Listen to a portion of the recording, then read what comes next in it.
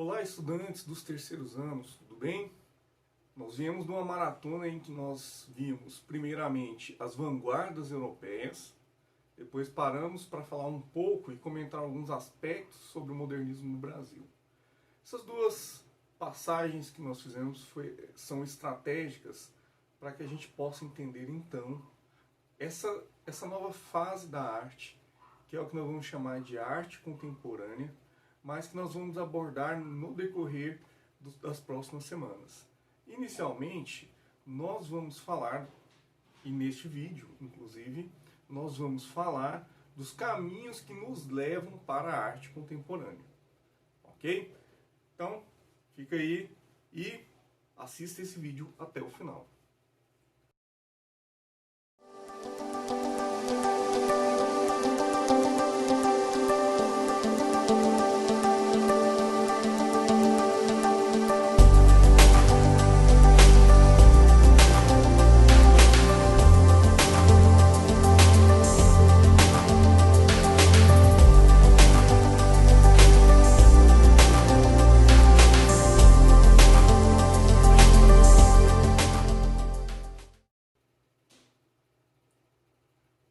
Muito bem, pessoal. Como eu falei para vocês, nós vimos a vanguarda europeia e falamos do modernismo no Brasil porque ele tem uma característica bem interessante, que é copiar as vanguardas europeias.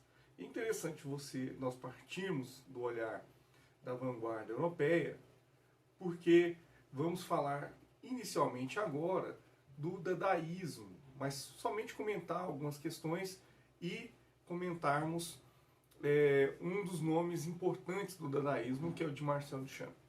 Embora o dadaísmo tenha surgido da visão de Tristan Tzara, Hugo Ball e Marcel Duchamp como seus principais nomes e seus principais expoentes, o dadaísmo ele convive inclusive com algumas das artes de vanguarda. Só que o dadaísmo ele surge de uma peça que o próprio Marcel Duchamp quer pregar em seu colega de curadoria, que é o Henri Matisse. É aberto um salão em 1913 e nesse salão ele simplesmente é um salão aberto, é um salão justamente para se contrapor às visões impressionistas que dominaram a Europa e começaram a ditar regras tão fortes quanto aquelas que eles combatiam. Então, ou seja, o impressionismo, que tem na sua história uma das maiores características, desconstrução e ruptura com o academicismo, com a regra, com isso e com aquilo, torna-se a nova regra vigente. Fazendo isso, contrapondo-se aos ideais, Marcel Duchamp apresenta, no nome de uma pessoa, que na verdade não é uma pessoa, um mictório, um vaso sanitário. Por que é importante a gente entender isso que o Marcel Duchamp fez? Partindo dessa coisa de apresentar um objeto. Primeiro porque ele acaba testando o sistema de arte alternativo. Testando no sentido de que, se nós teremos artistas que irão expor de qualquer forma, ao pagar a taxa e apresentar um objeto, ele pode apresentar qualquer objeto. Porque já se tinha a ideia de que a arte, o que é arte, não se discutia mais. A gente olhava para o que é e quem é o artista. Então, se o artista, independente de qual objeto seja, apresenta como sua obra um objeto feito e já pronto, que até tornou-se o nome ready-made, então ali está a obra do artista. Ele faz isso para testar esse salão, e também tem um outro objetivo aí, né? Não deixa de ser um exercício estético. Né? O que farão com a obra? Bom, sabe-se que, na verdade, essa obra ela não foi exposta, Muitas vezes nós temos, e vocês vão ver imagens aí dessa obra, só porque essa obra não entrou no salão, tá? Não entrou no salão, isso foi uma brincadeira do Duchamp. Mais tarde, quando já estava estruturadas as bases do dadaísmo, que já tinham outros nomes, já tinha inclusive Rayman e outros personagens que compõem a visão do dadaísmo, né? Isso se tornou, essa obra realmente veio à tona, né? Mas por que é necessário, nesse momento, a gente pensar no dadaísmo? Porque o dadaísmo é quem rompe de fato com aquilo que começou a ser rompido lá no impressionismo, que era aquela ideia de desconstrução da arte. Pois é, a questão da desconstrução da arte no dadaísmo chega ao ponto de Marcel Duchamp, Tristan Tzara, o Goubol dizer e propor uma não arte. Peraí, mas a gente está estudando uma não arte na disciplina de artes visuais. Sim, eles faziam arte que eles chamavam de não arte. É uma categoria, não arte. E como que é que se faz uma produção dadaísta? Bom, a primeira forma de produção dadaísta foi a que eu falei, a ready-made, né, que é a desconstrução do sentido. Uma outra receita é dada por Tristan Tzara, que ficou mais por conta da literatura. Então, Tristan Tzara escreve um manifesto em que ele diz que é por princípio ser contra princípios. E que escreve, na verdade, um manifesto só para provar que é possível dizer e negar em uma única e fresca respiração.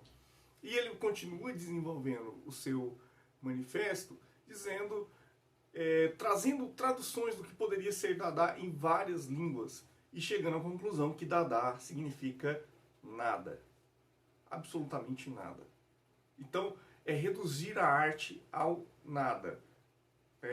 Mas através de um processo. Existe um processo. Inclusive, para escrever um texto dadaísta, ele dá uma boa de uma sugestão. Ele fala para o cara pegar o jornal que ele lê toda manhã, a coluna que ele lê toda manhã, recortar letrinha por letrinha, ponto por ponto, vírgula por vírgula, colocar dentro do saquinho, balançar, tirar aleatoriamente e ir pregando em um outro papel. E aí você teria um texto dadaísta, que teria como base as letras de um artigo que você lê comumente, mas que não teria sentido nenhum. Muito bem. Quando se propõe, então, obras dadaístas, você mexe, na verdade, você se opõe a valores. Você traz uma concepção e, ao mesmo tempo, você faz uma grande tirada. Né? Porque, por exemplo, quando voltemos ao mictório do Marcel Duchamp, que, quando foi apresentado, soava como uma crítica simbólica. Porque, como eu não disse antes, vou falar agora, o nome da obra apresentada, do mictório, do vaso, era A Fonte. E a palavra que estava escrita naquela como assinatura na assinatura da obra era Helmut, que é, na verdade, o fabricante daquela peça, o vendedor daquela peça. E era a última peça que ele tinha. Né? Se é que isso valoriza a obra em algum aspecto. Né? Então, quando ele traz essa obra, aquilo mexe com a cabeça das pessoas. Será que é uma crítica? Será que apresentar uma obra com um tom crítico em um salão que está sendo promovido justamente para criticar o sistema de arte vigente é uma crítica? E na verdade não. Porém, esse momento da história em que Duchamp faz isso, não sei se ele tinha em mente ou não, eu acredito que não, mas ele prepara um caminho para a arte contemporânea. Né? E aí vai ter um hiato, sim. Vai ter um hiato. A década de 40 ela vai sumir na Europa em termos de produção artística. E o motivo é lógico, é a Segunda Guerra Mundial. E a Segunda Guerra Mundial vai ser um outro fator que vai catapultar a arte contemporânea em alguns sentidos. Porém, isso será o assunto do próximo vídeo que eu vou passar para vocês. Nesse momento, até para que não fique muito extenso o que eu estou falando, nós vamos falar do dadaísmo. E você vai ler o texto para compreender melhor essas guinadas. O texto que está sendo proposto, na verdade, não é sobre o que eu estou falando, e sim sobre as poéticas contemporâneas, mas que vão ter como estupim, como start, justamente o final da Segunda Guerra Mundial. Quer saber o motivo? Então vamos ler o texto, tá? E também façam o formuláriozinho que eu vou fazer sobre esse vídeo, que está disponível também na plataforma do Google Classroom. Tudo bem? Então tá bom, gente. Muito obrigado e até a próxima. Fui!